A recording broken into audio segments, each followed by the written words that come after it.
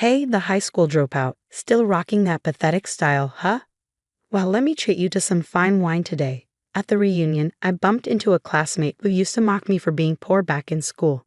Despite us both being grown adults now, the moment he spotted me, he unbelievably held his wine glass over my head and poured the wine all over me. The rich aroma clung to my entire body, leaving me feeling terrible. How about that? Bet you're thrilled to get a taste of the high life, high school dropout. This guy hasn't changed one bit since those days. I was beyond angry, filled with disappointment. I've made up my mind, decided about what I declared something ruthless to the classmate who mocked me. Then his eyes widened, and his face turned pale rapidly. Well then, let's start my counterattack in full. My name is Kevin. Raised in a typical family with a self-employed father and a stay-at-home mother, my childhood was free from significant hardships. After school, I tossed my backpack and play in the neighborhood park with friends until dusk. But things changed when I entered middle school. My father stopped coming home due to his work. It was normal for my dad to come home after I had gone to bed and leave early in the morning. I just assumed it was normal for him not to be around much. But on his rare days off, he did try to provide some family time, like going for drives nearby or taking us to amusement parks. And then it was just my mom and me. Mom, are you okay? One late night as I got up to use the bathroom, I saw her sighing repeatedly while looking at the household budget book. Yeah, I'm fine. You don't have to worry about anything, she said with a smile. But her face was visibly worn. Lately, there had been changes at the dinner table. The number of side dishes had decreased, and the fruits that used to be a staple were now gone. The lunches she packed for me each morning also changed, mostly just plain rice with a small amount of pickles or simmered dishes. One day, Brad caught sight of my meager lunch and started picking on me.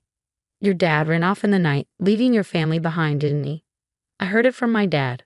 That's why you bring such lame lunches, right? It's hilarious, he said, laughing with his cronies. I was so angry I almost lashed out, but the image of my mom's smiling face came to mind and I clenched my fists to hold back. I don't want to cause trouble for Mom. Brad was the son of the president of Bradley Merchandising, a well-known food company in the area, and was seen by teachers as a model student due to his good behavior. In reality, however, he was a terrible guy who used his father's status and connections to bully others. If anyone stood up to him, they became his target. Fearing this, my classmates gradually distanced themselves from me, turning a blind eye to how I was treated. Encouraged by this, Brad's teasing only escalated, and finally, I reached my breaking point. It was lunchtime as usual. I sat in my usual spot, a secluded corner of the staircase, eating my lunch. Hey, who's Kevin? Brad yelled. Yo, Brad, I replied. Brad approached me with a sneering smile. I usually ignored him, but he didn't like that and took an unexpected action. Typical peasant's lunch looks as bad as ever, he said, reaching for my lunchbox.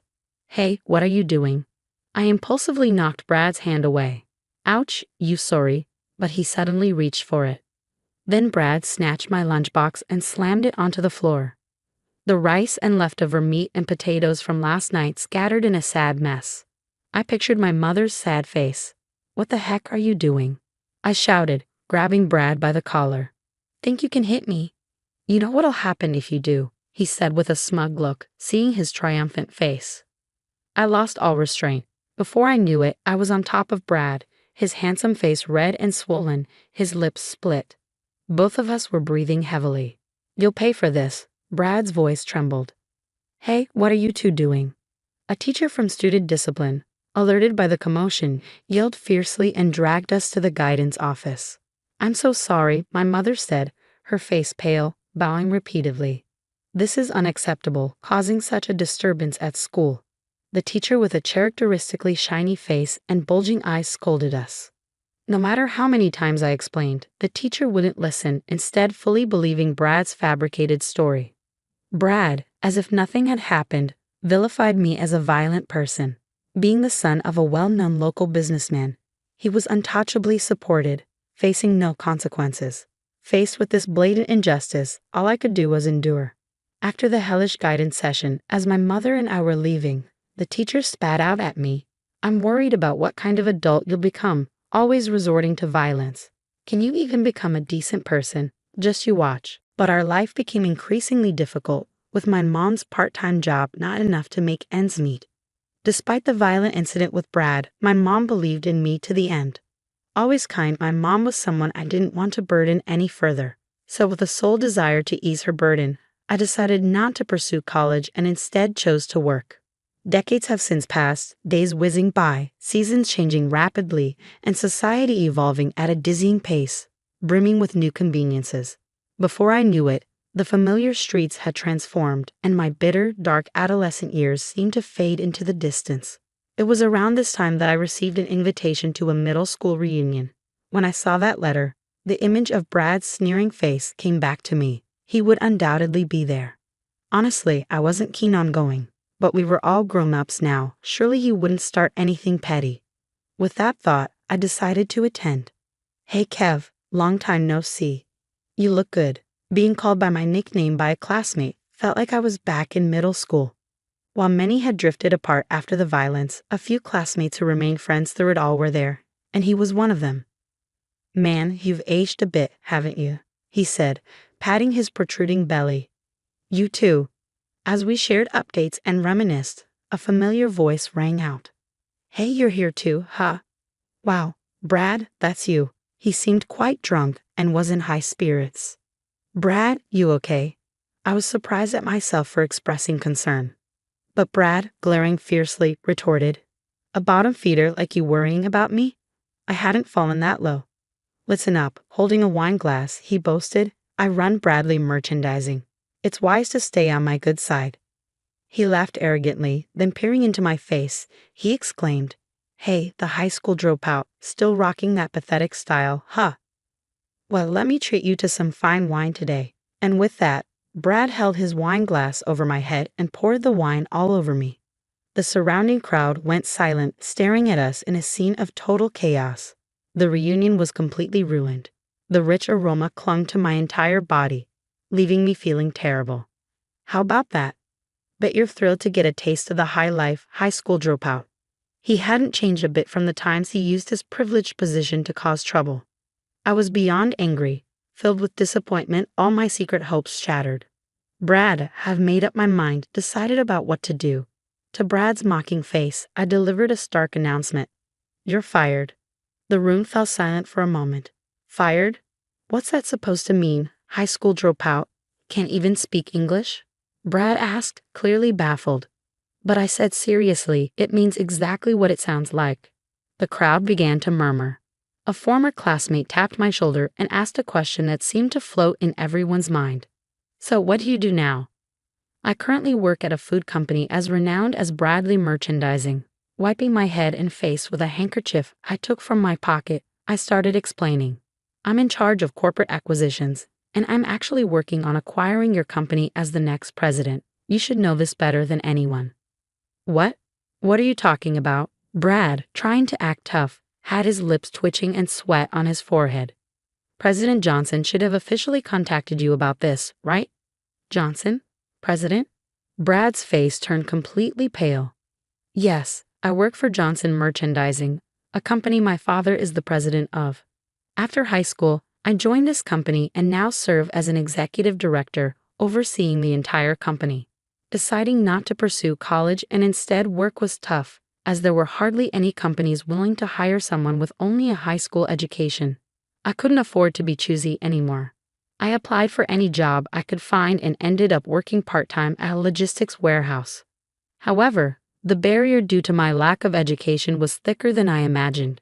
Once people learned about my educational background, their attitudes changed, and I was never considered for permanent employment. Would my life end just as a factory Tim, lost in despair? I was returning home from work one day. When I encountered the unexpected, I arrived home to find my father, whom I never thought I'd see again. He looked much older, with white hair mixed in. Despite his weak smile, the sight of him brought a surge of anger, thinking of all the hardships we endured. "You just waltz back now. You have no idea how much we suffered." Then my father tearfully apologized. "I'm sorry, honey Kevin. I'm truly sorry. I was so focused on getting the company on track that I neglected you. No excuse can change the fact that I caused you unnecessary hardship. I'm deeply sorry." My mother and I, without a word, just stared at him. I'm not asking for your forgiveness, but I want to at least apologize to you both in some way, he said. The house was completely silent. Eventually, my mother spoke up. Regardless, I'm thankful you've come back. Things might not go back to how they were, but I do want to try and rebuild our family little by little. But there's a condition. What is it? My father asked. Give this boy a full-time job at your company, my mother said, surprising me. Kevin has been working hard since he decided not to go to high school. He should be enjoying his youth like others his age, but due to his educational background, he struggled to find a full-time position. My mother's face was serious, almost frighteningly so. How much time had passed? I wondered. All right, my father said. Kevin can work at our company, but on one condition. He must take the GED. Understand? There was a sense of earnestness in my father's voice, his concern for my future evident, considering the circumstances. Having to give up high school to work, I stepped up from a factory temp to an employee at a renowned company. Of course, it wasn't easy at first. In fact, it was a continuous struggle. Being the president's son made me a target of envy, and I was often harshly criticized for even minor mistakes. Being new to corporate life, I struggled with understanding business etiquette and social norms. Sweating through every new challenge, my colleagues would just scoff, offering no help. I felt completely isolated at work. Despite this, I worked tirelessly, volunteering for menial tasks and responding earnestly to unreasonable demands from superiors. Seeing documents I worked hard on being thrown into the trash with a smirk, or finding my desk littered with trash, I often thought about quitting. It was disheartening to be judged through the lens of being the president's son. Despite all my efforts, what kept me going was my mother's presence. The mixed emotions she must have swallowed when she asked for me to be hired at my father's company must have been excruciating. For her sake, I had to meet the company's expectations. As I continued to work relentlessly, gradually, people began to recognize my efforts. Slowly, I was accepted as a team member, and this began to reflect in my work results. It possibly provided a healthy stimulus for other employees as the company's sales started to rise year by year. As a result of my hard work, I was recognized and promoted. From this year, I became an executive director entrusted with important tasks. I have been involved in negotiations for the acquisition of Bradley Merchandising, a company that had been on a downward spiral for several years. Kev, you've made an incredible rise through the ranks. Never thought we'd have an executive director among our classmates. It's going to be awkward just casually inviting you out now. My unexpected identity caused a stir among the crowd. But Brad, still in disbelief, insisted, "Stop lying. I don't accept such a tall tale."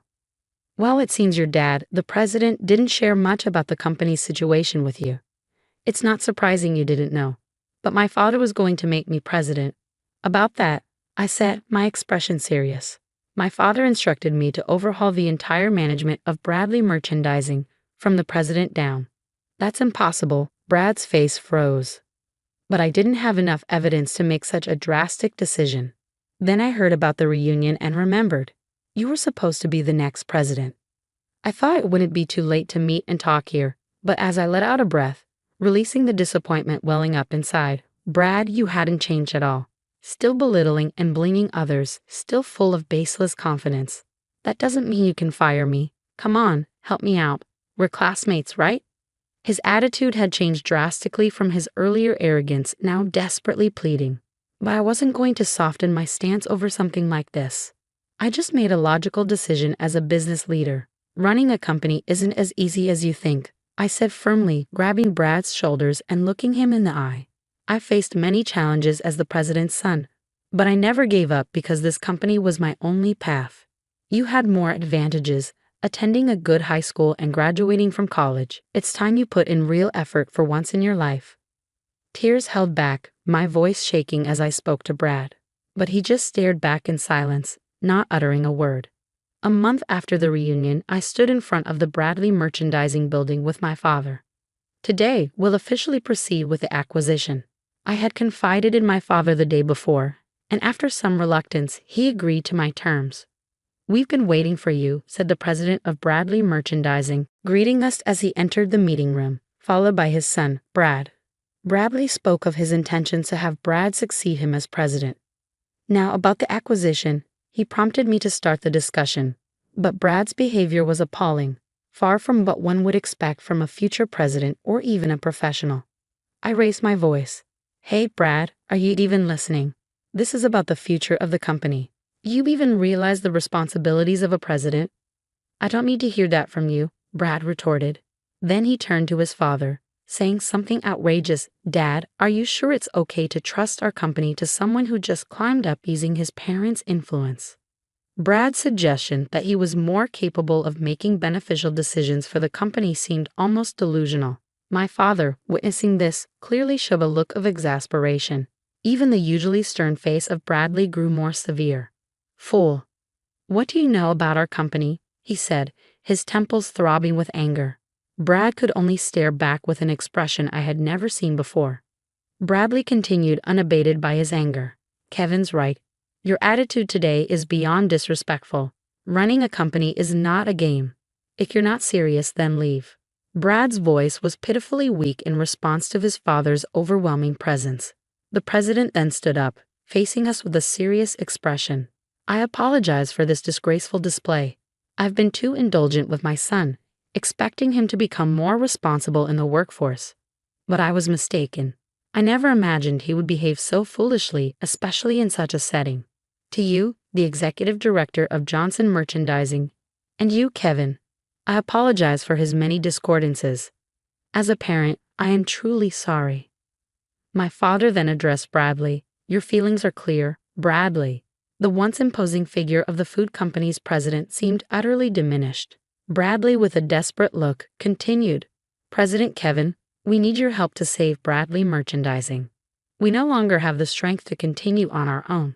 If we come under your company's wing, I will step down from all my management roles, and the same goes for the entire board. But please keep our employees, our precious staff, without letting anyone go. With that, he bowed so deeply his forehead nearly touched the table. I looked at my father, who seemed deep in thought, his eyes closed. Dad, I murmured quietly. He nodded solemnly. Bradley, I began, yes, I see how much you care about your company. Given that, let's give you another chance to turn things around. Brad and his father looked shocked. Yes, a chance. If you genuinely care about your employees, there's still something to be done. We'll support you as much as we can. If that fails, we have no choice but to take over completely. Kevin, how can I ever thank you? Beside his tearful father, Brad looked completely drained, as if all the strength had left his body. I continued speaking, glancing between the two. I've always resented my father, I began, causing a look of shock in Brad. He neglected our family under the guise of work, forcing me to give up high school. I aimed to prove him wrong. But my mother, who suffered the most, forgave him. I still vividly remember my mother's resolute face when she chose to forgive. At first, I couldn't understand her. But now I get why she decided to forgive. She taught me the importance of it. I heard my father murmur softly. Kevin said, I am who I am today because my mother forgave my father, and recently, I finally felt like I can forgive him too. Bradley nodded in agreement, feeling as if pushed forward by an invisible force. I continued my thoughts. Everyone deserves a second chance. People become stronger by overcoming adversity, I said, turning to Brad, who was slouched back in his chair with a sulky demeanor. Brad, it starts here. Isn't this your time to step up? But I don't know anything about running a company, Brad muttered. I placed my hand on his shoulder. It's okay to start now. Work hard, and the results will follow, Brad, I reassured him. Brad looked at me, a faint smile on his face. For the first time after countless discussions, Bradley Merchandising agreed to a business partnership with Johnson Merchandising and began the path to recovery. Brad became the new president with his father as an advisor. Shedding the pride of being the son of Bradley Merchandising, Brad worked tirelessly to regain the trust of each business partner through humble visits. His transformation inspired the employees, and their mindset began to shift. The company, once complacent under the guise of a large corporation and marred by internal power struggles, saw employees stand up to the challenge. Sales put more effort into their work, and the administration focused on creating a welcoming environment for business partners. Brad notably enhanced working conditions by revising inclusive welfare policies and eliminating exclusive systems. contributing to a significant turnaround for the formerly struggling Bradley merchandising. Encouraged by the changes in everyone, including Brad, the company's sales gradually climbed like ascending stairs. This year, we were even able to provide bonuses to all employees, albeit modest ones. Similarly, our company's performance improved significantly, and we've now reached a point where we can sponsor various advertising campaigns. The reunion became a catalyst for rekindling friendships with classmates, I reflected. Initially wary of Brad, they were now impressed by his transformation, sharing jokes and laughter. "Hey, can we drop the president title when we're off work?" I teased. "It's just a habit," Brad said, scratching his head in embarrassment. "Then at least call me by my old nickname when we're not working." I forgot what it was. "You used to call me that all the time." "Can't believe you remember that," Brad said, feigning exasperation. "All right, how about this? From now on, every time you call me president, you owe me a drink," I proposed with a smile. "That's a good idea." "Okay, Kev," Brad agreed, stopping in his tracks and calling me by the nostalgic nickname. "Thanks, Kev." Human nature tends to cling to negative emotions, and I've been no exception. I resented being looked down upon for being a high school dropout and felt bitter about my social standing. If I hadn't forgiven my father, I might not have reached out to Brad and others. Despite all the harassment from Brad, I couldn't give up on him. Remembering my own struggles, I realized that people who overcome hardships can face any challenge ahead. If you strongly desire to start over, you can change from that point. I plan to lead the company humbly, navigating the challenges of business with dedication alongside my valuable friends and colleagues.